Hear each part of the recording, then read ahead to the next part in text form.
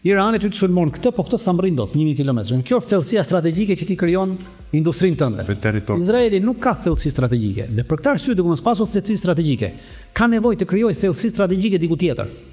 Dhe ky krijimi i kësaj thellësie strategjike për arsye ushtarake, për arsye industriale, për arsye ekonomike, mundon ta bëj me vende qeveritë e cilave janë pro genocidit, siç është qeveria shqiptare e Edramës, dhe me njerëz që kanë nevojë për fuqinë politike zioniste në Shtetet Bashkuara të Amerikës për pushtetin e tyre. Prandaj ata po vinë në Shqipëri me bizneset e tyre, që të hapin bizneset e tyre që të krijojnë këtë thellësinë strategjike që nuk e kanë garantuar sot për sot në Izrael, sepse sot për sot Irani godet çdo lloj pikë të Izraelit. Hezbollahu godet gjysmën e Izraelit. Gjysmë tjetër ta godet Houthi. Pra këta s'mund të gërojnë. Dhe për çfarë bëjnë? Vinë këtu dhe bëjnë marrëveshje, të ndërtojnë fabrika dronësh, fabrika të ndërtojnë sera të ndryshme ku të prodhojnë domate, kastrevese që ti çojnë në Izrael, sepse atje serat e tyre po dalin jashtë funksionimit, sepse njerëzit për shkak të goditjeve nuk po i bëjnë dot shërbim tokës, serave, sepse duhet të shkojnë gjysmën e ditës ta kalojnë në bunker. Dhe kur ti e kalon gjysmën e ditës në bunker, nuk merresh dot me prodhimin. Po pse me qimena në bunkera talla? Po në bunkera, jetojnë në bunkera. Jetojnë në këto bunkera që kanë qenë dikur, edhe ata i kanë bunkera siç i kishim neve. Kotë Enverit, pallatet Enverit kishin strehimore poshtë. Po. Ne i themi bunker por strehim. Edhe ata në këto vend strehime jetojnë, se kështu e kanë edhe ata ndërtuar në vend strehime. Atë.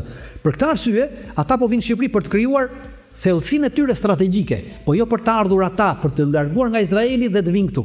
Nuk po bëhet për atë, po për të krijuar thellësinë strategjike.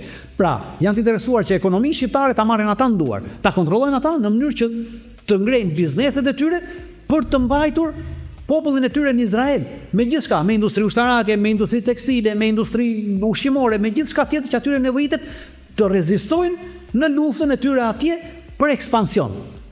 Pra jo për të ardhur ata këtu. Kushdo që e ka thënë këtë, e ka bërë këtë analizë gabim. Nuk vjen zionisti këtu. Ashtu siç nuk vinte ai ekstremisti i ISIS-it, ekstremisti islamik, po ti thoshe, "Do ta bëjmë këtu", thoshe jo. Atje se atje ma ka dhënë Zoti në Kur'an, në Sham do shkoj, në Siri. Dhe shkonin vriteshin në Sham, në Siri, sepse është çështje ideologjie fetare ekstremiste. Të njëjtën gjë kanë edhe izraelitët që janë sot, pra zionistët, ideologji ekstremiste fetare. Nuk e lë ai tokën atje të vit jetoj këtu në Shqipëri. Jepa bëja parajs, nuk ka për të ardhur, por i duhet kjo thellësia strategjike për të jetuar ai atje dhe për të luftuar ai atje. Pra këtë po bëjnë në Shqipëri. Po e kthejnë Shqipërinë në thellësinë e tyre strategjike. Pra po na marrin peng për nevojat e tyre genocidiale.